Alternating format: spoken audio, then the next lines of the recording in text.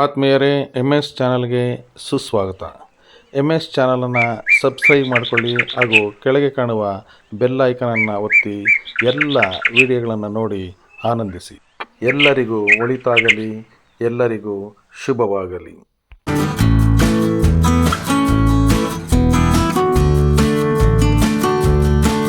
ದಿನಾಂಕ 30/11/2025 ಆನೂರು ಪ್ರೌಢಶಾಲೆಯ ಸಮಾಜ ವಿಜ್ಞಾನ ಶಿಕ್ಷಕರಾಗಿ ಸೇವೆ ಸಲ್ಲಿಸಿದ ಸದಾ ನಗುಮೊಗದ, ಹಸನ್ಮುಖಿ, ಉತ್ತಮ ವ್ಯಕ್ತಿತ್ವವುಳ್ಳ, ನಿಸ್ವಾರ್ಥ ಮನೋಭಾವನೆಯುಳ್ಳ, ಸಹೃದಯ ಶ್ರೀಯುತ ರಾಮಚಂದ್ರಪ್ಪನವರು ವಯೋಸಹಜ ನಿವೃತ್ತಿ ಹೊಂದಿದ್ದು, ಚಿಂತಾಮಣಿ ತಾಲೂಕು ಪ್ರೌಢಶಾಲಾ ಸಹಶಿಕ್ಷಕರ ಸಂಘ ಹಾಗೂ ಚಿಂತಾಮಣಿ ತಾಲೂಕು ಬಡ್ತಿ ಪ್ರೌಢಶಾಲಾ ಶಿಕ್ಷಕರ ಸಂಘಗಳ ವತಿಯಿಂದ ಅವರ ಸ್ವಗೃಹಕ್ಕೆ ತೆರಳಿ ಅವರನ್ನು ಸನ್ಮಾನಿಸಲಾಯಿತು. ಇದೇ ಸಂದರ್ಭದಲ್ಲಿ ಸಿದ್ದಪ್ಪ ಮತ್ತು ತಂಡದವರಿಂದ ಅವರನ್ನು ಸನ್ಮಾನಿಸಿದರು. ಅವರ ಜೊತೆಗೆ ವ್ಯಾಸಂಗ ಮಾಡಿದ, ಕಾರ್ಯನಿರ್ವಹಿಸಿದ ಸ್ನೇಹಿತರೆಲ್ಲರೂ ಅವರ ಜೊತೆ ಇದ್ದಂತಹ ಅವಿನಾಭಾವ ಸಂಬಂಧವನ್ನು ಮೆಲುಕು ಹಾಕಿದರು.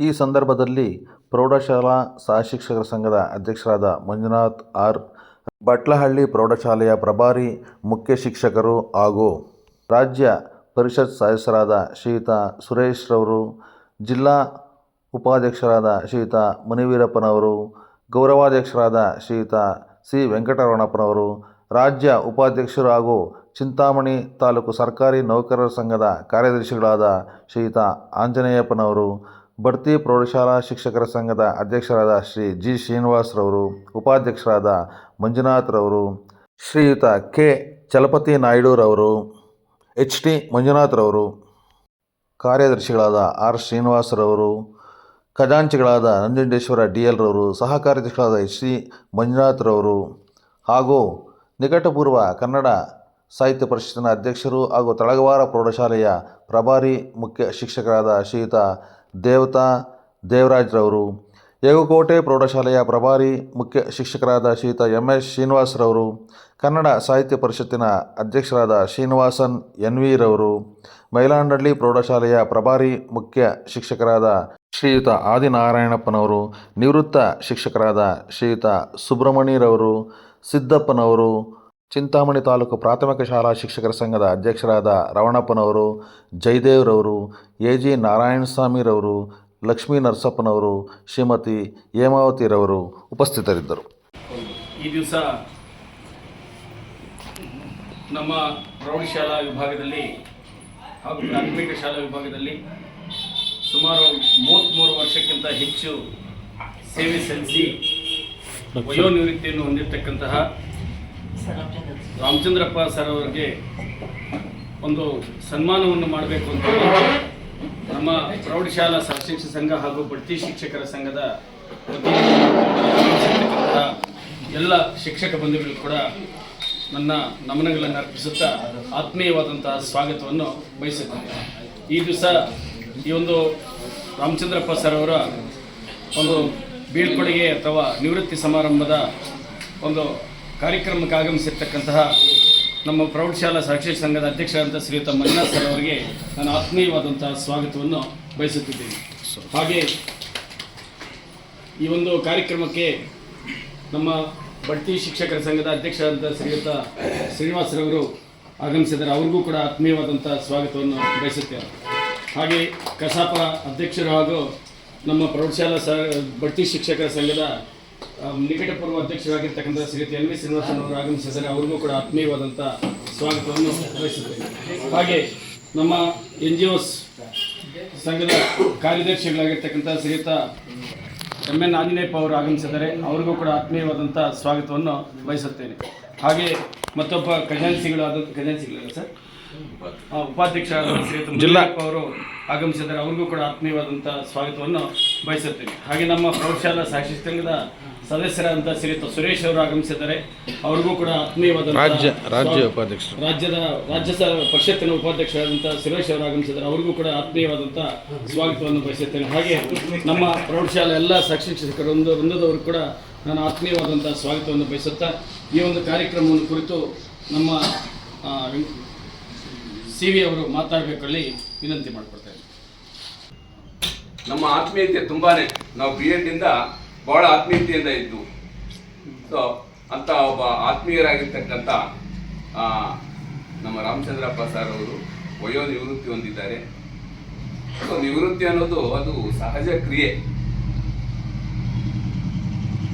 ಯಾವ ಅಂತಂದ್ರೆ, ಒಂದು ಗಿಡದಲ್ಲಿ ಎಲೆ ಚಿಗುರತ್ತೆ, ಎಲೆ ಅರಳುತ್ತೆ, ಒಳ್ಳೆ ಒಂದು ಪ್ರಾಯದ ಎಲೆ ಆಗತ್ತೆ, ವಯಸ್ಸಾಗತ್ತೆ, ಅದು ಹಳದಿ ಬಣ್ಣಕ್ಕೆ ಬರುತ್ತೆ, ಅದು ಕೊನೆಗೆ ಏನಾಗತ್ತೆ, ಉದುರತ್ತೆ.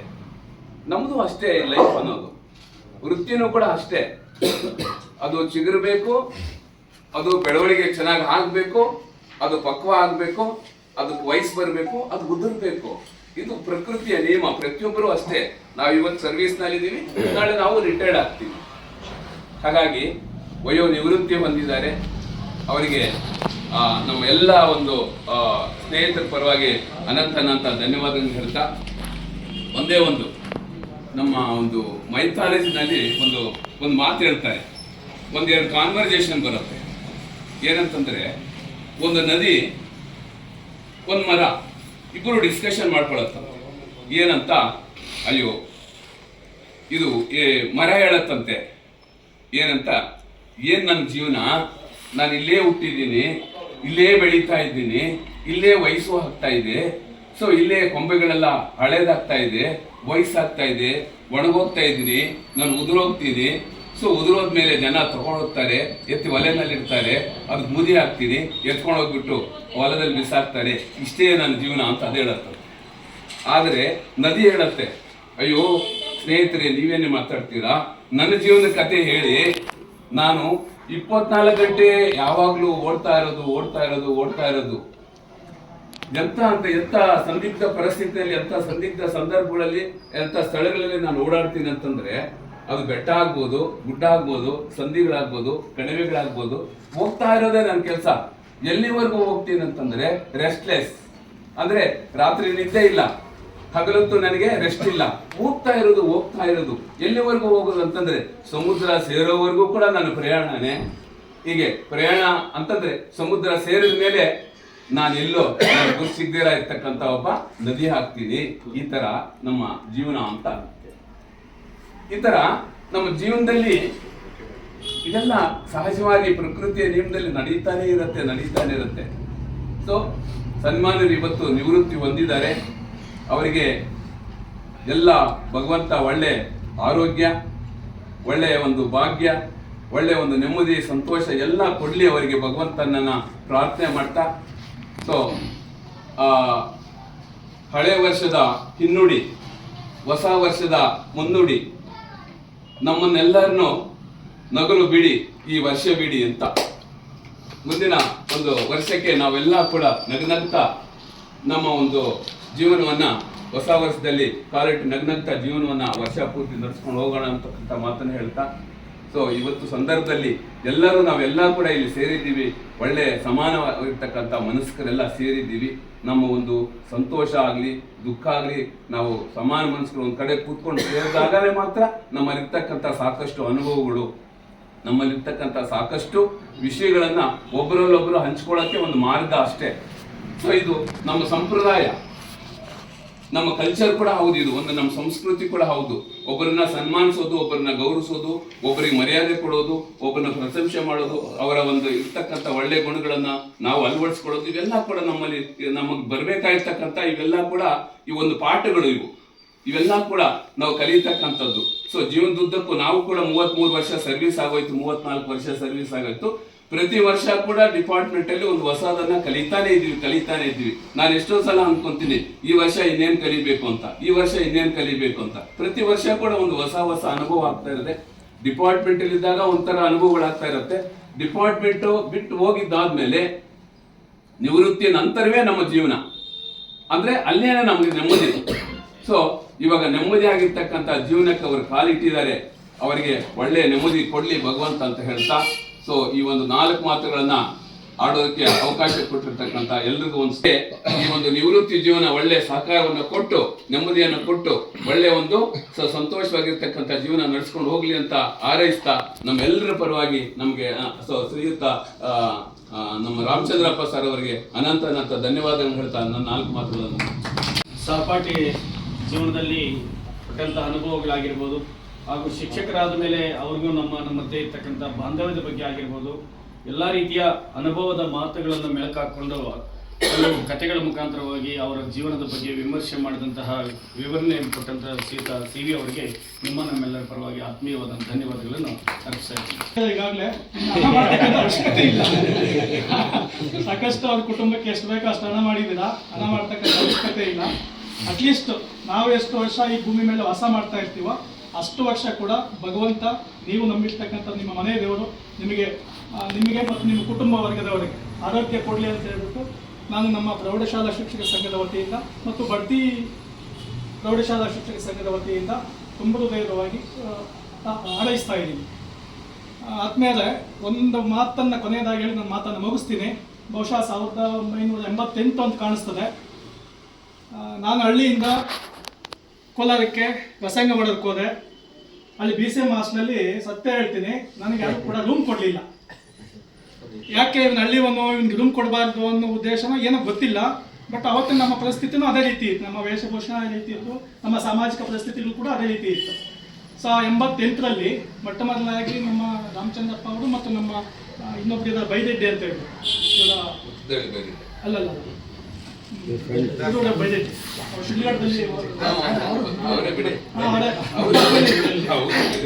ಇವರಿಬ್ಬರು ಕೂಡ ಅಚಾನಕ್ಕಾಗಿ ನನಗೆ ಪರಿಚಯ ಆಗಿ ನಮ್ಮ ರೂಮಲ್ಲಿ ಇರ್ಬಾನೇನು ಅಂತ ಹೇಳ್ಬಿಟ್ಟು ಅವ್ರ ರೂಮಲ್ಲಿ ನನಗೆ ಅವಕಾಶವನ್ನು ಮಾಡಿಕೊಟ್ರು. ಬಟ್ ಅವರ ಒಂದು ಮಾರ್ಗದರ್ಶನ, ಅವರ ಒಂದು ಗೈಡೆನ್ಸು ಬಹುಶಃ ನಾವು ನಮ್ಮ ವೃತ್ತಿ ಬದುಕಿನಲ್ಲಿ ಇವತ್ತು ನಮ್ಮ ಸಾಮಾಜಿಕ ಬದುಕಿನಲ್ಲೂ ಕೂಡ ಈ ಒಂದು ಮಟ್ಟಕ್ಕೆ ಬೆಳೆಯೋದಕ್ಕೆ ಕಾರಣಕರ್ತ ಆಯಿತು ಅಂತ ಹೇಳ್ಬಿಟ್ಟು ನಾನು ಪದೇ ಸಂದರ್ಭದಲ್ಲಿ ಹೇಳ್ತಾ ಇದ್ದೆ. ಕೂಡ ಅದನ್ನು ನೆನೆಸ್ಕೊಳ್ತಾ ಇದ್ದು ಇಡೀ ಪಬ್ಲಿಕ್ ಆಗುತ್ತೆ, ಹಾಸ್ಟೆಲ್ ಕೂಡ ಆಗೋದ್ರಿಂದ ಲಾಸ್ಟ್ ರೂಮಲ್ಲಿ ದೇವ ಆಯ್ತಂತೆ, ಯಾರು ಕೂಡ ರೂಮಲ್ಲಿ ವಾಸ ಮಾಡಕ್ಕೆ ಹೋಗ್ಬೇಡ್ರಿ, ಯಾರು ಕೂಡ ಇದಕ್ಕೆ ಹೋಗ್ಬೇಡ್ರಿ ಅಂತ ಕೊನೆಯದಾಗಿ ಸುಮಾರು ಡಿಗ್ರಿ ಮುಗಿಯ ತನಕ ಆ ರೂಮಲ್ಲಿ ಅವ್ರಿಗೆ ಅಪಾಯಿಂಟ್ ಮೋಸ್ಟ್ಲಿ 92 DLRC ಅಂತ ಕಾಣ್ತದೆ. ಆ DLRC ಅಲ್ಲಿ ಅಪಾಯಿಂಟ್ ಆಯಿತು, ಬೈದೆಡ್ಡಿಗೂ ಅಷ್ಟೇ ಇವ್ರಿಗೂ ಅಷ್ಟೇ. ಅಲ್ಲಿ ತನಕ ನಾನು ಅಲ್ಲಿ ರೂಮಲ್ಲಿ ಉಳ್ಕೊಳ್ಳೋಕ್ಕೆ ನನಗೆ ಅವಕಾಶ ಆಯಿತು. ಅದ್ರ ಜೊತೆಗೆ ಒಂದು ಮಂತ್ರ ಹೇಳ್ಕೊಟ್ರು. ಅಕಸ್ಮಾತ್ ಏನಾದ್ರು ಭಯ ಪಟ್ಟರೆ, ಯಾಕಂದ್ರೆ ನನ್ನ ಕೈವಾರ ಕ್ಲಾಸಲ್ಲಿ ಬಿಟ್ಟು ನಮ್ಮ ಊರಿಗೆ ನಡ್ಕೊಂಡು ಹೋಗ್ಬೇಕಾದ್ರೆ 2-3 ಕಿಲೋಮೀಟರ್ ನಡ್ಕೊಂಡು ಹೋಗ್ಬೇಕಾಗಿತ್ತು. ಮಧ್ಯರಾತ್ರಿ ಅಥವಾ ರಾತ್ರಿ ಹೊತ್ತು ನಡ್ಕೊಂಡು ಭಯ ಆಗ್ತಾ ಇತ್ತು. ಹಿಂಗೈತೆ ಅಂತಂದಾಗ ಒಂದು ಮಂತ್ರ ಹೇಳ್ಕೊಟ್ರು. ಓಂ ಮೇಳಂಗಿಟ್ಟ ಪ್ರಾರಂಗಿಟ್ಟ ಶಿಷ್ಟ ಚಿಲ್ಲ ಆಗಿಟ್ಟ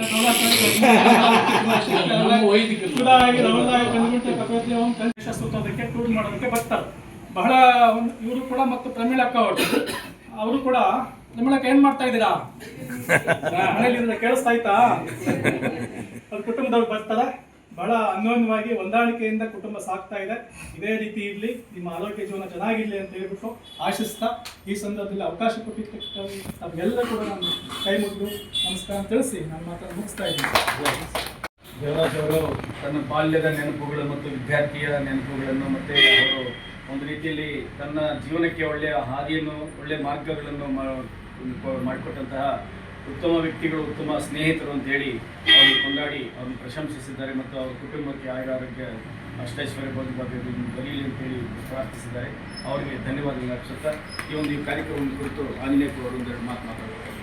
ಆಯೋಜಕರೇ, ಸನ್ಮಾನಿತ ವ್ಯಕ್ತಿಗಳೇ, ಹಾಗೆ ಇಲ್ಲಿ ನೆರೆದಿರ್ತಕ್ಕಂಥ ಎಲ್ಲ ನನ್ನ ಸಹೋದ್ಯೋಗಿ ಹಿರಿಯರೇ, ಇಂದಿನ ನಮ್ಮ ರಾಮಚಂದ್ರಪ್ಪ ಸರ್ ಅವರು ಹಲವಾರು ವರ್ಷಗಳ ಕಾಲ ಈ ವೃತ್ತಿ ಜೀವನವನ್ನು ನಡೆಸಿಕೊಂಡು ಕಳಂಕರಹಿತ ವೃತ್ತಿಯನ್ನು ಪೂರ್ಣಗೊಳಿಸಿರ್ತಾರೆ. ಅವರಿಗೆ ಮೊಟ್ಟ ಮೊದಲನೇದಾಗಿ ಅಭಿನಂದನೆಗಳು. ಅದೇ ರೀತಿಯಾಗಿ ಈಗ ಹೇಳಿದ್ರಲ್ಲ ಸರ್, ದೇವರಾಜ್ ಸರ್ ಇಂಥ ಕಷ್ಟದ ಸಂದರ್ಭದಲ್ಲಿ ಅವರು ಯಾವ ಥರ ಸಹಾಯ ಮಾಡಿದರು ಅಂತಕ್ಕಂಥದ್ದು ಬಹಳ ಮುಖ್ಯ. ಇಡೀ ಜೀವನದಲ್ಲಿ ನೆನೆಸ್ಕೊಳ್ತಾ ಇರ್ತಕ್ಕಂಥ ಒಂದು ಘಟನೆ ಅದು. ಅದೇ ಥರ ಮುಂದೆ ಕೂಡ ಈಗ ತಮ್ಮ ನಿವೃತ್ತಿ ಜೀವನದಲ್ಲಿ ಹಲವಾರು ಸಾಮಾಜಿಕ ಕಾರ್ಯಗಳಲ್ಲಿ ತೊಡಗಿಸಿಕೊಂಡು ತಮ್ಮ ನಿವೃತ್ತಿ ಜೀವನದಲ್ಲಿ ನೆಮ್ಮದಿಯ ಬದುಕನ್ನು ಕಟ್ಟಿಕೊಳ್ಳಲು ತಮ್ಮೆಲ್ಲರ ಒಂದು ಆಶಯ. ಅದೇ ರೀತಿಯಾಗಿ ಒಂದು ಕಷ್ಟದ ಸಂದರ್ಭದಲ್ಲಿ ನಾವು ಯಾವ ತರ ಸಹಾಯ ಮಾಡಿದ್ರೆ ಮನುಷ್ಯ ಯಾವ ತರ ನೆನೆಸ್ಕೊಳ್ತಾನೆ ಜೀವನ ಪರ್ಯಂತ ಅಂತಕ್ಕಂಥದ್ದು ನನ್ನ ಒಂದು ಘಟನೆ ನನ್ನ ಜೀವನದಲ್ಲಿ ನಡೆದಿರ್ತಕ್ಕಂಥದ್ದು. ಗೌನ್ಪಲ್ಲಿಯಲ್ಲಿ ನಾವು ವೃತ್ತಿಯಲ್ಲಿ ಇದ್ದಾಗ ಅಲ್ಲಿ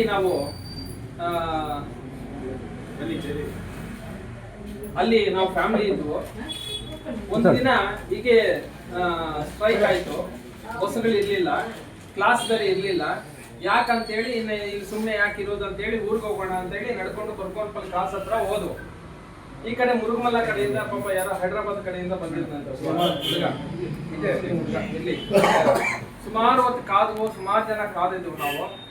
ಅದೇ ಆ ಸಂದರ್ಭದಲ್ಲಿ ಬಸ್ಸುಗಳು ಬರ್ಲೇ ಇಲ್ಲ. ಇನ್ ಯಾಕಪ್ಪ ನಿಂತ್ಕೊಳ್ಳೋದು ಇಲ್ಲೇ ಅಂತ ಹೇಳಿ ವಾಪಸ್ ಬರ್ತಾ ಇರುವಾಗ ಎಲ್ಲರೂ ನಡ್ಕೊಂಡ್ ಬರ್ತಾ ಇದ್ರು. ಅದನ್ನ ರಿಕ್ವೆಸ್ಟ್ ಮಾಡ್ದ, ಸರ್ ಎಲ್ಲಾದ್ರೂ ಒಂದು ಒಳ್ಳೆ ಊಟ ಇದ್ರೆ ಹೇಳಿ ಸರ್, ತಿಂಡಿ ಸಿಗುವ ಜಾಗ ಹೇಳಿ ಸರ್. ಎಲ್ಲ ಬಂದಿದ್ಯಪ್ಪ, ಎಲ್ಲಿದೆ ಅಂತ ಹೇಳಿ ಮನೆ ಕರ್ಕೊಂಡು ಹೋಗಿ ಅಡಿಗೆ ಮಾಡಿಸಿ ಪಾಪ ಹಸಿದಿರ್ತಕ್ಕಂಥವನಿಗೆ ಊಟ ಕೊಟ್ಟೆ. ಮತ್ತೆ ಆತನು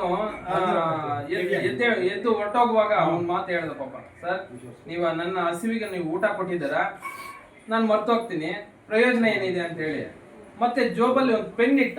ಯಾಕಪ್ಪ ಇದೆಲ್ಲ ಅಂತಂದ್ರೆ, ಅಲ್ಲ ಸರ್ ಇದ್ರ ಬೆಲೆ ಎಷ್ಟಿದೆ, ಒಂದು 5 ರೂಪಾಯಿ ಇದೆ ಅಷ್ಟೇ, ಆದ್ರೆ ಒಂದು ಜ್ಞಾಪಕಾರ್ಥ ಅಷ್ಟೇ ಅಂತ ಹೇಳಿ ಪಾಪ ಜೋಬಲ್ ಪೆನ್ ಇಟ್ಟ. ಇದುವರೆಗೆ ಒಂದು 100 ಜನ ಕೇಳಿದ್ವಿ ಅಲ್ಲ ಹೇಳೋದು.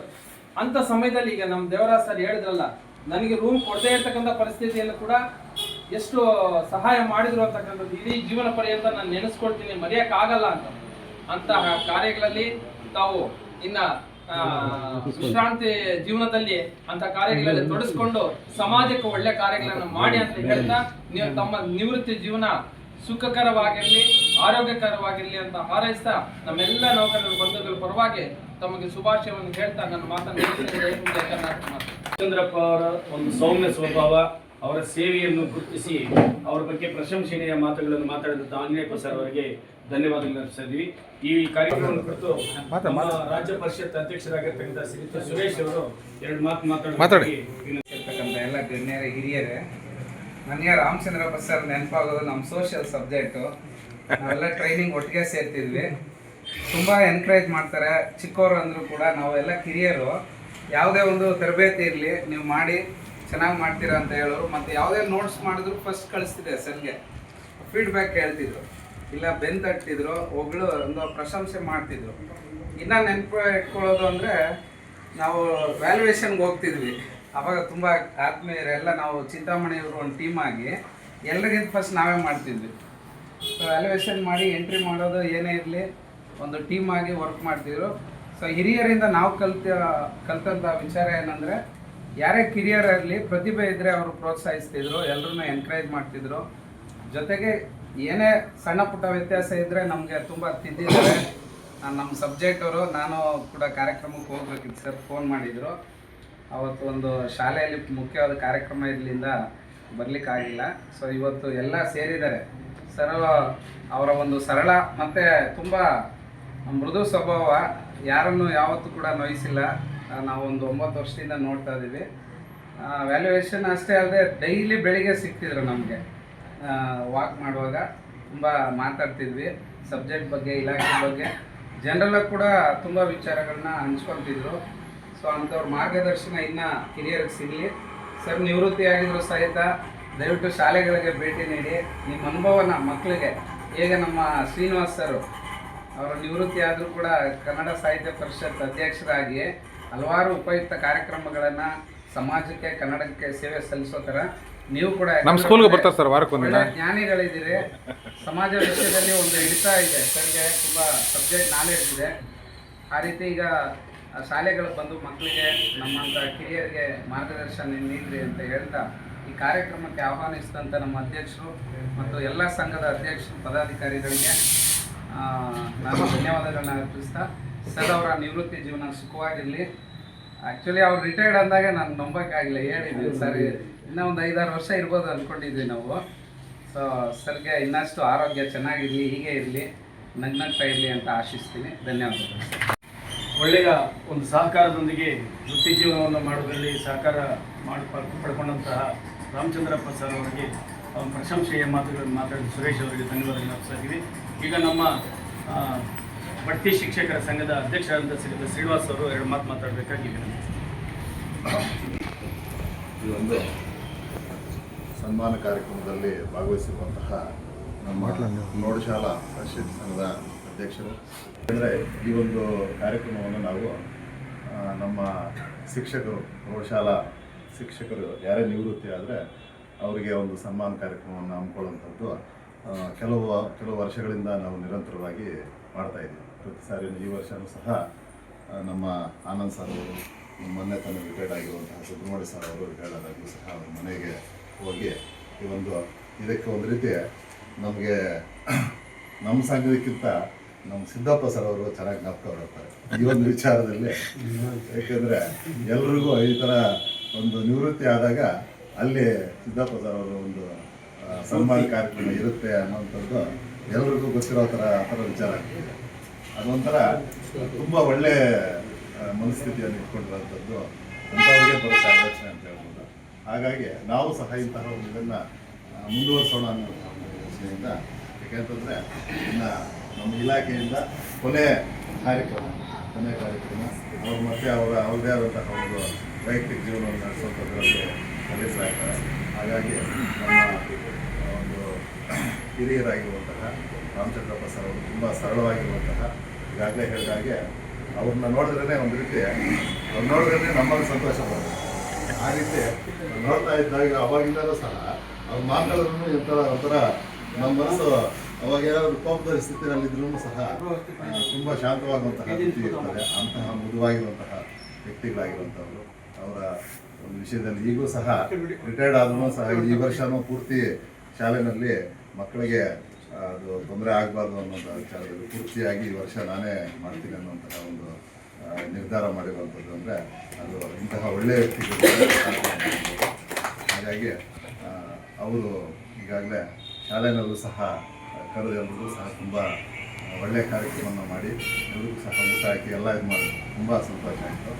ನಾವು ಈಗ ಹಿಂದಿನ ತಿಂಗಳು 31ನೇ ತಾರೀಕು ಇದನ್ನು ಹಮ್ಮಿಕೊಳ್ಬೇಕಾಗಿತ್ತು.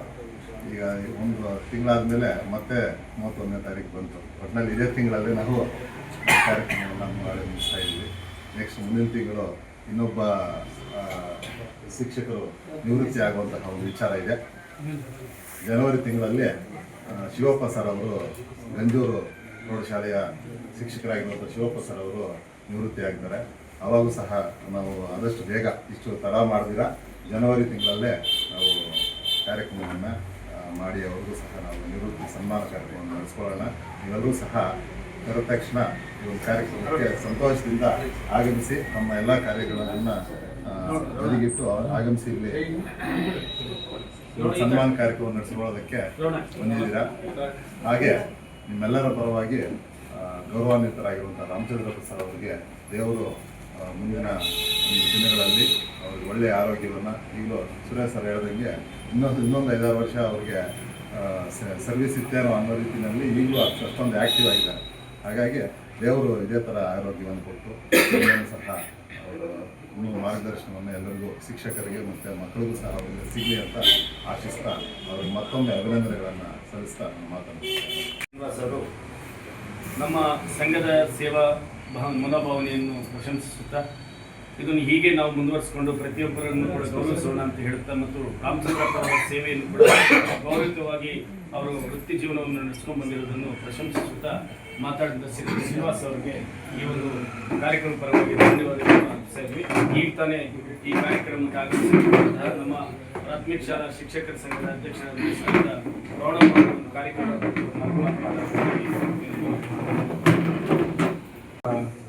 ರಾಮಚಂದ್ರಪ್ಪ ಸರ್ ಅವರ ನಿವೃತ್ತಿಯ ಪ್ರಯುಕ್ತ ಸಮಾನ ಮನಸ್ಕರೆಲ್ಲ ಕೂಡಿ ಈ ಒಂದು ಅವರು ಸನ್ಮಾನವನ್ನು ಮಾಡೋದಕ್ಕೆ ಬಂದಿದ್ದೀರ.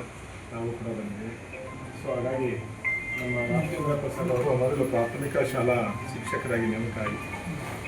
ಅವರು ಮೊದಲನೇದಾಗಿ ನಮ್ಮ ಪ್ರಾಥಮಿಕ ಚೊಕ್ಕಳ್ಳಿ ಶಾಲೆಯಲ್ಲಿ ಕೆಲಸ ನಿರ್ವಹಿಸಿ ಅಲ್ಲಿಂದ ಪ್ರೌಢಶಾಲೆಗೆ ಹೋಗಿ ಅವರ ಕಾರ್ಯವೈಖರಿ ಬಹಳ ಎಲ್ಲ ರೀತಿಯಲ್ಲೂ ಕೂಡ ಬಹಳ ಚೆನ್ನಾಗಿತ್ತು. ಅವರು ಬಹಳಷ್ಟು ಹಿರಿಯರು, ಮಾರ್ಗದರ್ಶಕರು. ಅವರ ಮಾರ್ಗದರ್ಶನ ನಾವು ಪ್ರತಿ ಹಂತದಲ್ಲೂ ಕೂಡ ತೆಗೆದುಕೊಳ್ತಾ ಇದ್ವಿ. ಸೊ ಹಾಗಾಗಿ ಅವರ ಒಂದು ಸ್ಫೂರ್ತಿದಾಯಕವಾದ ಒಂದು ಕಾರ್ಯಕ್ರಮಕ್ಕೆ, ಅರ್ಥಪೂರ್ಣವಾದಂತಹ ಕಾರ್ಯಕ್ರಮಕ್ಕೆ ತಾವೆಲ್ಲರೂ ಕೂಡ ಆಗಮಿಸಿದ್ದಾರೆ. ನಮ್ಮ ರಾಮಚಂದ್ರಪ್ಪ ಅವರು ನಿವೃತ್ತಿಯಾಗಿರ್ತಕ್ಕಂಥದ್ದು ನಮ್ಮ ಶಿಕ್ಷಣ ಇಲಾಖೆಗೆ ಸ್ವಲ್ಪ ತುಂಬಲಾರದ ನಷ್ಟ ಉಂಟಾಗಿದೆ ಅಂತ ಅನ್ಬೋದು. ಆದರೂ ಕೂಡ ಅನಿವಾರ್ಯತೆ ಇದೆ. ಯಾಕೆ ಅಂತಂದರೆ ಇದು ಸರ್ಕಾರದ ನಿಯಮ, ಇಲಾಖೆಯ ನಿಯಮ. ಹಾಗಾಗಿ ಅವರು ಇವತ್ತು ನಿವೃತ್ತಿಯಾಗಿದ್ದಾರೆ. ಅವರ ನಿವೃತ್ತಿ ಜೀವನ ಆರೋಗ್ಯ, ಐಶ್ವರ್ಯ ಎಲ್ಲ ರೀತಿಯಲ್ಲೂ ಕೂಡ ಸುಖಕರವಾಗಿರಲಿ ಅಂತ ಹೇಳ್ಬಿಟ್ಟು ಕೋರ್ಕೊಳ್ತಾ, ಅವರ ಮುಂದಿನ ಜೀವನ ಬಹಳಷ್ಟು ಚೆನ್ನಾಗಿರಲಿ ಅಂತಕ್ಕಂಥ ಮಾತುಗಳನ್ನು ಹೇಳ್ತಾ ನಾನು 4 ಮಾತುಗಳನ್ನು ಮುಗಿಸ್ತಾ ಇದ್ದೇನೆ. ಮತ್ತು ಅವರ ಸೇವೆಯ ನಂತರ ಅವರ ಜೀವನವು ಸುಖಮಯವಾಗಿರಲಿ ಅಂತೇಳಿ ಮಾತನಾಡಿದ ಶ್ರೀಯುತ ರಮಣಪ್ಪ ಅವರಿಗೆ ಈ ಒಂದು ವ್ಯಕ್ತಿಗತವಾದ ಧನ್ಯವಾದಗಳನ್ನು ಅರ್ಪಿಸ್ತಾ ನಮ್ಮ ಪ್ರೌಢಶಾಲಾ ಸಾಕ್ಷಿ ಸಂಘದ ಅಧ್ಯಕ್ಷರಾದಂಥ ಶ್ರೀಯುತ ಮಂಜುನಾಥ್ ಸರ್ ಅವರ ಅಧ್ಯಕ್ಷರ ಭಾಷಣವನ್ನು ನುಡಿದು ಕಾರ್ಯಕ್ರಮ ಮುಗಿಸಬೇಕು ಅಂತ ಹೇಳಿ ವಿನಂತಿ. ಎಲ್ಲ ಆತ್ಮೀಯ ವೃತ್ತಿ ಬಾಂಧವರೇ, ಈ ದಿನ ಕಳೆದ ತಿಂಗಳಿನಲ್ಲಿ 30ನೇ ತಾರೀಕು ನಿವೃತ್ತಿಯಾದಂತಹ ರಾಮಚಂದ್ರಪ್ಪನವ್ರಿಗೆ ನಾವು ತಡವಾಗಿ ಸನ್ಮಾನವನ್ನು ಮಾಡ್ತಾ ಇದ್ದೀವಿ. ದಯವಿಟ್ಟು ಕ್ಷಮೆ ಇರಲಿ. ಯಾಕೆಂದರೆ ನಾವೆಲ್ಲ ಒಂದು ಸಮಯದಲ್ಲಿದ್ವಿ, ಪ್ರವಾಸದಲ್ಲಿದ್ವಿ. ಪಾಪ ಸರ್, ಗೋಪಾಲಕೃಷ್ಣ ಸರ್ ಎಲ್ಲ ಕರೆದ್ರು. ಪಾಪ ಆ ಒಂದು ಸಮಯದಲ್ಲಿ ನಾವು ಪ್ರವಾಸದಲ್ಲಿದ್ವಿ. ಸರ್ ಬರೋಕ್ಕಾಗಲ್ಲ, ಮನೆಗೆ ಬರ್ತೀವಿ ಸರ್ ಅಂತೇಳಿ ಆಮೇಲೆ ಆವತ್ತೇ ನಾನು ಸರ್ಗೆ ಹೇಳ್ಬಿಟ್ಟು ಇದು ಮಾಡಿದ್ವಿ.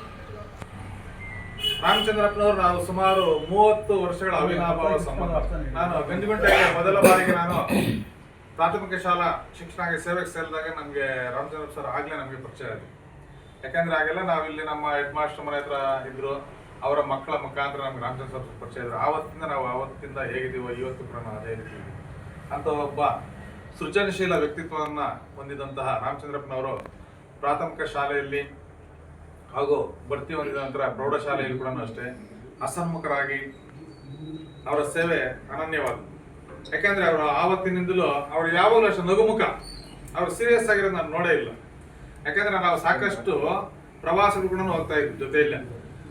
ಕನ್ನಡ ಸಾಹಿತ್ಯ ಪರಿಷತ್ ಎಲ್ಲೇ ಸಮ್ಮೇಳನಗಳಾದರೂ ಕೂಡ ನಾವು ನಮ್ಮ ಒಂದು ಟೀಮ್ ಜೊತೆಯಲ್ಲೇ ನಾವು ಹೋಗ್ತಾ ಇದ್ವಿ. ಅವರ ಒಂದು ಮಾರ್ಗದರ್ಶನ ಕೂಡ ಅಷ್ಟೇ ತುಂಬ ನಮಗೆ ಸಾಕಷ್ಟು ಮಾರ್ಗದರ್ಶನ ಕೂಡ ನೀಡಿದ್ದಾರೆ ಅಂತ ಒಬ್ಬ ವ್ಯಕ್ತಿ. ಯಾಕೆಂದರೆ ಈಗ ನಾವು ನಿಂತ ನೀರಲ್ಲ, ಇದು ನಮ್ಮ ಒಂದು ಹುದ್ದೆ, ಹರಿಯುವ ನೀರಿದ್ದಾಗಿ. ನಾವು ಸೇವೆಗೆ ಸೇರಲೇಬೇಕು. ನಂತರ 60 ವರ್ಷ ಆದಮೇಲೆ ನಿವೃತ್ತಿ ಆಗಲೇಬೇಕು. ಅವರ ವಯೋಸಹಜ ನಿವೃತ್ತಿ ಜೀವನ, ಅವರು ನಿವೃತ್ತಿ ಆಗಿದ್ದಾರೆ. ಅವರ ಒಂದು ನಿವೃತ್ತಿ ಜೀವನ ಸುಖಮಯವಾಗಿರಲಿ ಅಂತ ನಾನು ಆಶಿಸ್ತಾ, ಈಗಾಗಲೇ ಅವರ ಬಗ್ಗೆ ಎಲ್ಲ ಸಾಕಷ್ಟು ಹೇಳಿದಾರೆಲ್ಲ. ಈಗ ನಾನು ಹೇಳೋವಂಥದ್ದು ಏನೂ ಇಲ್ಲ. ಏಕೆಂದರೆ ಅಂಥ ಒಂದು ಅವಿನಾಭಾವ ಸಂಬಂಧವನ್ನು ಇಟ್ಟುಕೊಂಡು ನಾವು ಆವತ್ತು ಹೇಗಿದ್ದು ಇವತ್ತು ಕೂಡ ಅದೇ ರೀತಿ ಇದ್ದೀವಿ.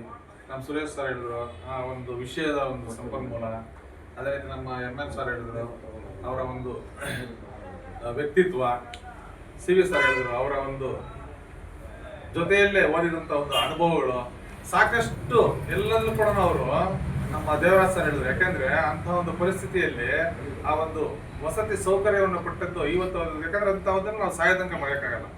ಅಂಥ ಒಂದು ವ್ಯಕ್ತಿತ್ವವನ್ನು ಹೊಂದಿದಂಥ ರಾಮಚಂದ್ರಪ್ಪ ಸರ್ ಅವರು ಈಗಾಗಲೇ ಹೇಳಿದ್ರು. ನಾನು ಕೇಳಿದ್ರು, ರಾಮಚಂದ್ರ ಇನ್ನೂ ನಿಮ್ಗೆ ನನ್ನ ಜೊತೆ ಇರಬೇಕಾಯ್ತೆ ಅಂತ ಹೇಳಿದ್ರೆ, ನಾನು ಇಲ್ಲ ಸರ್ ನನಗೆ ಏಜ್ ಆಗಿದೆ ಅಂತ ಹೇಳಿದ್ರು. ಯಾಕಂದ್ರೆ ನಮಗಿನ್ನ ಇನ್ನೊಂದು 22 ತಿಂಗಳಿದೆ ರಿಟೈರ್ಡ್ ಆಗ್ತೀವಿ. CV ಸರ್ ನಾವೆಲ್ಲ ಒಂದೇ ಇಯರಲ್ಲೇ ರಿಟೈರ್ಡ್ ಆಗ್ತೀವಿ. ರಾಮಚಂದ್ರ ಸರ್ ನಾವು ನಮ್ಮ ಜೊತೆನೇ ಅನ್ಕೊಂಡೇ ಇದ್ವಿ ನಾವು. ಆದರೆ ಇಲ್ಲ ಸರ್ ರಿಟೈರ್ಡ್ ನಮ್ಮ ತಿಂಗಳಿದೆ ಅಂತ ಹೇಳಿದ್ರು. ನನಗೆ ಅಕ್ಟೋಬರ್ ಸಿಕ್ಕಿದಾಗ ಹೇಳಿದ್ರು. ಈಗಾಗಲೇ ನೆಕ್ಸ್ಟ್ ಮುಂದಿನ ತಿಂಗಳು ಕೂಡ ಶ್ರೀನಿವಾಸ್ ಸರ್ ಹೇಳಿದ್ರು. ಜನವರಿಯಲ್ಲಿ ಶಿವಪ್ಪ ಸರ್ಗೆ ಫೋನ್ ಮಾಡಿದ್ದೆ, ಬನ್ನಿ ಸರ್ ಅಂತ ಇನ್ವೈಟ್ ಮಾಡಿದ್ದೆ. ಶಿವಪ್ಪ ಸರ್ ಮುಂದಿನ ತಿಂಗಳು ನಿವೃತ್ತಿ ಆಗ್ತಾ ಇದ್ದಾರೆ. ಅವರು ಕೂಡ ಸಾಕಷ್ಟು ಸೇವೆಯನ್ನು ಪ್ರಾಥಮಿಕ ಶಾಲೆಯಲ್ಲಿ ಸಲ್ಲಿಸಿದ್ದಾರೆ, ಪ್ರೌಢಶಾಲೆಯಲ್ಲಿ ಕೂಡ ಸಲ್ಲಿಸಿದ್ದಾರೆ. ಮುಂದಿನ ತಿಂಗಳು ತಾವೆಲ್ಲರೂ ಆವತ್ತೇ ಹೋಗಿ ನಾವು ಸನ್ಮಾನ ಮಾಡೋಣ, ಅದೇ ದಿನನೇ.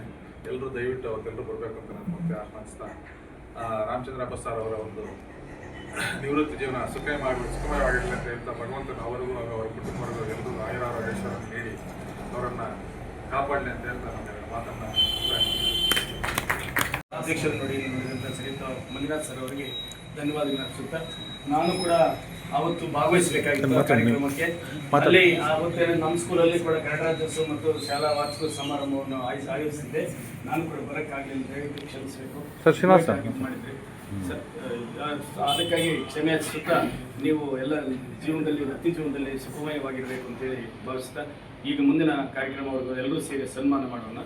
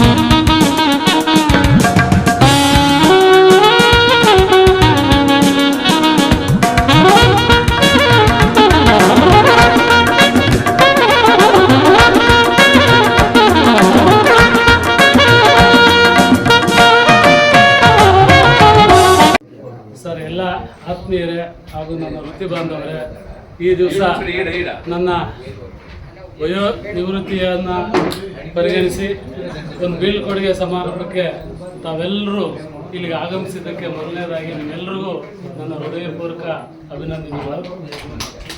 ಈಗ ನನ್ನ ವೃತ್ತಿ ಜೀವನದ ಬಗ್ಗೆ ಹೇಳಬೇಕಾದ್ರೆ ಮೊದಲನೇದಾಗಿ 15/2/1992 ನಾನು ಮೊಟ್ಟ ಮೊದಲನೇದಾಗಿ ಮೊಹಮ್ಮದ್ಪುರದಲ್ಲಿ ಡ್ಯೂಟಿಗೆ ಜಾಯಿನ್ ಆದೆ.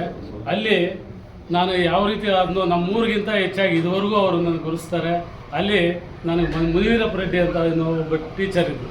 ಅವರು ನಮಗೆ ಮಾರ್ಗದರ್ಶಕರಾಗಿ ಯಾವ ರೀತಿ ಸಮಾಜದಲ್ಲಿ ನಡ್ಕೋಬೇಕು, ಎಲ್ಲ ವ್ಯಕ್ತಿಗಳೊಂದಿಗೆ ಹೆಂಗೆ ನಾವು ಸಹಬಾಳ್ವೆಯಿಂದ ಬದುಕಬೇಕು ಮತ್ತು ಒಂದು ಸಂಘ ಸಂಸ್ಥೆಗಳಲ್ಲಿ ಅವರನ್ನು ಯಾವ ರೀತಿ ನಾವು ತೊಡಗಿಸ್ಕೋಬೇಕು ಅನ್ನೋದನ್ನು ಅವರಿಂದ ತುಂಬ ಕಲ್ತಿದ್ದೀನಿ. ಅದಾದಮೇಲೆ ಏನೋ ನನಗೂ 9 ವರ್ಷಕ್ಕೂ ಭಾರಿ ನಂಟು. ಎಲ್ಲೋದ್ರೂ ನಾನು 9 ವರ್ಷ ಆದರೆ ಆಮೇಲೆ ಅದಷ್ಟು ಕದೆ ಇದು ಶಿಫ್ಟಿಂಗಲ್ಲಿ ಬರೋದು, ಔಟ್ ಗೋಯಿಂಗ್ ಅಲ್ಲಿಂದ ಮತ್ತೆ 1992ರಿಂದ 2000 ಬಂದು ನಾನು ಕೋನಪಲ್ಲಿಗೆ ಬಂದೆ. ಅಲ್ಲಿ ಸಹ CRC ಹೌದು ಹೆಡ್ ಕ್ವಾರ್ಟ್ರಲ್ಲಿ ಆಗ ಅಲ್ಲಿ ಎಲ್ಲೋದ್ರೂ ಚಾರ್ಜ್ ನಂದೆ. ಹೆಡ್ ಮಾಸ್ಟರ್ ಇದ್ರೂ ಹೆಡ್ ಮಾಸ್ಟರ್ ಕೆಲಸ ನಂದೆಲ್ಲ ಮೇಡಮ್ದವರೇ ಇರ್ತಾಯಿತ್ತು. ಸುಮಾರು 6 ಜನ ಮೇಡಮ್ನವರು, ನಾನು ಒಬ್ಬನೇ ಟೀಚರ್ ಇದ್ದಿದ್ದು. ಆಮೇಲೆ ಬಾಬು ರೆಡ್ಡಿ ಬಂದ. ಆ ಬಾಬು ರೆಡ್ಡಿ ನಾನು ಸಹ ಒಳ್ಳೆ ಅಣ್ಣ ತಮ್ಮಂದ್ರಂತೆ, ಮತ್ತು ಅಲ್ಲಿರ್ತಕ್ಕಂಥ ಲೇಡೀಸ್ ಟೀಚರು ಅಷ್ಟೇ ನನಗೆ ಭಾರಿ ಸಹಕಾರವನ್ನು ಕೊಟ್ಕೊಂಡ್ಬಂದರು. ಅಲ್ಲಿ ಮತ್ತೆ 9 ವರ್ಷ ಆಯಿತು. 9 ವರ್ಷ ಆದ ತಕ್ಷಣ ಚೊಕ್ಕಳ್ಳಿಗೆ ಬಂದೆ. ಚೊಕ್ಕಳ್ಳಿನಲ್ಲಿ 2009ರಿಂದ 18ರವರೆಗೂ ಇದ್ದೆ. ಅಲ್ಲಿ 9 ವರ್ಷ ಆಯಿತು. ಪ್ರಮೋಷನ್ ಎಲ್ಲ 9 ವರ್ಷ ಕರೆಕ್ಟಾಗಿ ಬಿತ್ತು ಅಂದರೆ ಏನೋ ಲಕ್ಕಿ ನಂಬರ್. ಅಲ್ಲಿಂದ ಅಲ್ಲಿ ಶ್ರೀನಿವಾಸ್ ಸಾರು, ಮಾದೇವ ರೆಡ್ಡಿ, ನಮ್ಮ ನಾಗರಾಜ್ ಸರ್ ಪಾಪ ಹೇಳ್ಬೇಕಾಗಿತ್ತು, ಎಲ್ಲರೂ ಒಟ್ಟಾಗಿ ಭಾರಿ ಅಣ್ಣ ತಮ್ಮಂದ್ರಂಗೆ ಅಲ್ಲಿ ಕಾರ್ಯವನ್ನು ನಿರ್ವಹಿಸಿದ್ದೀವಿ. ಅಲ್ಲಿಂದ ಆಚೆ ನಾವು ಹೈಸ್ಕೂಲ್ಗೆ ಹೋದ್ವಿ. ಹೈಸ್ಕೂಲಲ್ಲಿ ಹೋದರೆ ಅಲ್ಲಿ ಅಷ್ಟೇ 18ರಿಂದ ಇದುವರೆಗೂ ನಾನು, VGK ಸಾರು, PRP ಸಾರು, ಅಲ್ಲಿರ್ತಕ್ಕಂಥ ಮೇಡಮ್ನವರು ಅಷ್ಟೇ ನಮ್ಮ ಅಕ್ಕ ತಂಗಿಯರಿಗಿಂತ ನನ್ನನ್ನು ಚೆನ್ನಾಗಿ ನೋಡ್ಕೊತ ಇದ್ರು. ಅವರು ಯಾವುದಕ್ಕೆ ಆಗಲಿ, ತಮಾಷೆಗೆ ಆಗಲಿ 1-2 ಸಲ ಟೀ ಕೊಡ್ತಾರೆ. ಇವಾಗಲೂ ಅಷ್ಟೇ ಶಟ್ಲ್ಕಾಕ್ ಆಡೋದು. ಇನ್ನೊಂದು, ನನಗೆ ಅಲ್ಲಿಗೆ ಹೋದ್ಮೇಲೆ ನನಗೆ ವಯಸ್ಸಾಗಿದೆ ಅನ್ನೋದು ಗೊತ್ತಾಗಲಿಲ್ಲ, ಏನಿಲ್ಲ, ಮಕ್ಕಳ ಜೊತೆ ಆಟ ಆಡ್ಕೊಂಡು ಇವಾಗಲೂ ಇತ್ತು.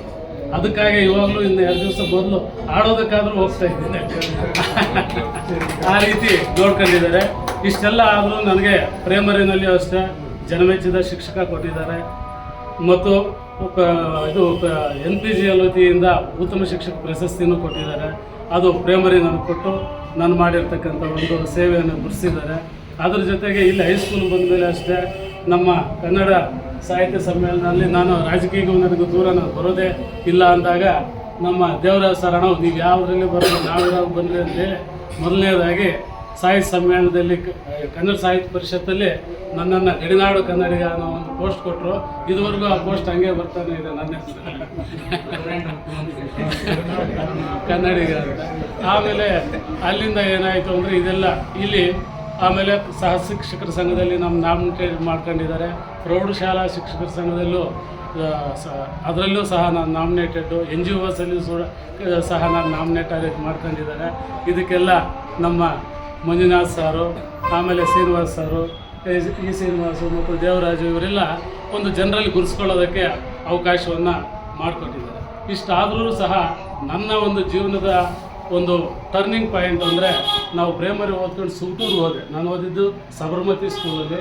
ಆ ಸಬರ್ಮತಿ ಸ್ಕೂಲಲ್ಲಿ ಆಗಿದ್ದಂಥ ಒಂದು ನಡವಳಿಕೆಗಳು, ಅಲ್ಲಿರ್ತಕ್ಕಂಥ ತತ್ವ ಸಿದ್ಧಾಂತಗಳು ಇದುವರೆಗೂ ನಮಗೆ ಮೈಗೂಡಿಬಿಟ್ಟಿದೆ. ಯಾವುದೇ ಒಂದು ಇವತ್ತು ನನಗೆ ಹೆಚ್ಚಾದ ಎಂಥ ಕಠಿಣ ಪರಿಸ್ಥಿತಿ ಆದರೂ ನಾನು ಇನ್ನೊಬ್ಬರು ಮುಂದಕ್ಕೆ ನುಗ್ಗಿ ನಾನು ಅವ್ರನ್ನ ಆಡಿಸ್ತಕ್ಕಂಥದ್ದಿಲ್ಲ. ನಾನೇ ಮೇಲೆ ಹಾಕೊಂಡು ಬೇಕಾದ ಮುಂದಕ್ಕೆ ಹೋಗ್ತೀನಿ. ಅಂಥ ಒಂದು ಪ್ರವೃತ್ತಿ ಮತ್ತು ಸುಳ್ಳು ಹೇಳೋದು ಇವತ್ತಿಗೂ ನಾನು ಅಷ್ಟೊಂದು ನಾನು ಎಲ್ಲಿ ಹೇಳಲ್ಲ. ನಾನು ಬೇಕಾದ್ರೆ ನನ್ನ ಜೊತೆಯಲ್ಲಿರೋರಿಗೆಲ್ಲರಿಗೂ ಗೊತ್ತಿರ್ತದೆ. ಎಂಥ ಸಂದರ್ಭದಲ್ಲಿ ಇರೋದನ್ನು ಹೇಳ್ತೀನಿ. ಸ್ವಲ್ಪ ಕಠಿಣ ಅನಿಸಿದ್ರೂ ಹೇಳ್ತಾರೆ ನಮ್ಮ ಮೇಡಮ್ನವ್ರು ಇವಾಗಲೂ, ನೀನು ಸ್ವಲ್ಪ ಕೋಪ ಜಾಸ್ತಿ, ಅದು ಬಿಟ್ಟರೆ ಇನ್ನೆಲ್ಲ ಒಳ್ಳೆಯ ಗುಣಗಳಿದ್ದಾವೆ ಅಂತ. ಆ ಕೋಪ ಏನಕ್ಕೆ ಅಂದರೆ, ಆ ಸಂದರ್ಭಕ್ಕೆ ಅದು ಆ ರೀತಿ ಇಲ್ಲದೆ ಇದ್ದರೆ ಅದನ್ನು ಸರಿ ಮಾಡೋಕ್ಕಾಗೋದಿಲ್ಲ. ಆ ರೀತಿ ಆಗಿದೆ. ಅದೇ ರೀತಿ ಹಾಸ್ಟ್ಲ್ ಅದಾದಮೇಲೆ ಸುಟ್ಟೂರು ಆದಮೇಲೆ ನನ್ನನ್ನು ಕೈ ಹಿಡಿದಿದ್ದು ಅಂದರೆ BCM ಹಾಸ್ಟ್ಲ್. ನಾವು 8th ಹಿಡಿದು ಡಿಗ್ರಿ, PUC ಡಿಗ್ರಿ ಮತ್ತು TCH ಇಷ್ಟು ಸುಮಾರು 8, 9, 10 ವರ್ಷಗಳ ಕಾಲ ನಾನು ಹಾಸ್ಟೆಲ್ಲೇ ಓದ್ಕೊಂಡು ಬೆಳೆದಿದ್ದು. ಯಾಕಂದರೆ ಪಾಸ್ ಆಗ್ತಾಯಿದ್ರೆ ಕೊಡ್ತಾಯಿದ್ರು. ಅವ್ರೇನಾದರೂ ನಾನು ಫೇಲ್ ಆಗಿಬಿಟ್ರೆ ಅವ್ರು ನನಗೆ ಸೀಟ್ ಕೊಡೋದಿಲ್ಲ. ಆಮೇಲೆ ಮನೆಗೆ ಹೋಗ್ಬೇಕಾಗುತ್ತೆ. ಮನೆಗೆ ಹೋದರೆ ವ್ಯವಸಾಯ ಮಾಡಬೇಕಾಗುತ್ತೆ. ಇನ್ನೇನು ಆಗಬೇಕು ಅಂತ ನನಗೆ ಗೊತ್ತಿಲ್ಲ. ಅವ್ರು ಗೈಡೆನ್ಸ್ ಕೊಡೋರಿಲ್ಲ. ವ್ಯವಸಾಯ ಮಾಡಿ ಊರಲ್ಲಿರೋದು ಬಾಧೆ ಅಂತೇಳಿ ಕಂಟಿನ್ಯೂಸ್ ಆಗಿ ಹಾಸ್ಟೆಲ್ಲೇ ಓದ್ಕೊಂಡು ಬಂದ್ವಿ. ಆಗ ನಮಗೆ ದೇವರಾಜು ಇವರೆಲ್ಲ ಪರಿಚಯ ಆಗಿ ನಮ್ಮ ರೂಮಲ್ಲಿದ್ದಂಥ ಹುಡುಗ ಯಾವತ್ತಿಂದ ಅಷ್ಟೇ ಅಣ್ಣ ಅಣ್ಣ ಅಂದ್ಕೊಂಡೇ ನನಗೆ ಮರ್ಯಾದೆ ಕೊಡ್ತಾರೆ ಹೊರತು ಪ್ರತಿಯೊಂದು ಯಾವುದರಲ್ಲಿ ದೇವರಾಜು ಯಾವತ್ತೂ ನನಗೆ ಇವತ್ತಿಗೆ ಅಡ್ಡ ಹೇಳಿಲ್ಲ.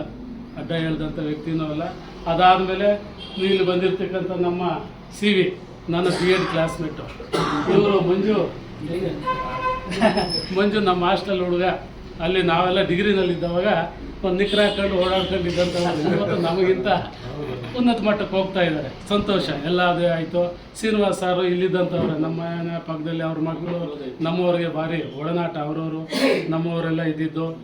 ಹೇಮಾವತಿ ಮೇಡಮ್ನವರು ನಮ್ಮ ಸರ್ಕಲಲ್ಲಿ ಸುಮಾರು ಎಷ್ಟು ಸರಿ ಹೇಳಿದ್ದಾರೆ, ಸರ್ ನಿಮ್ಗೆ ಸಿಗುತ್ತೆ ಹೇಳಿ ಸರ್, ನೀವು ಹೈಸ್ಕೂಲ್ಗೆ ಹೊರಟೋಗ್ತೀರಿ, ಸಂಘಕ್ಕೆ ಇದರಲ್ಲಿ ಮಾಡಿ ಅಂತೇಳಿ ಪ್ರತಿಯೊಂದಕ್ಕೂ ಪಾಪ ಯಾವುದೇ ಒಂದು ಫಂಕ್ಷನ್ಗಳಲ್ಲಾದರೆ ಅಷ್ಟೇ ಆತ್ಮೀಯರಾಗಿ ಮಾತಾಡ್ತಾಯಿದ್ರು. ಅವ್ರಿಗೆ ಹೇಳೋದಕ್ಕೆ ನಿಜವಾಗ್ಲೂ ಹೇಳ್ತೀನಿ ಮೇಡಮ್, ನಿಮ್ಮ ನಂಬರ್ ನನ್ನ ಹತ್ರ ಇರಲಿಲ್ಲ. 2-3 ಸಲ ಅಂದ್ಕೊಂಡೆ. ನಮ್ಮ ಮೇಡಮ್ನವ್ರು ಯಾರು ಹೇಳಿದ್ರು, ಯಾಕೆ ನೀವು ಹೇಮಾವತಿ ಮೇಡಮ್ನವ್ರು ಕರೆದಿಲ್ವಂತೆ ಅಂತ.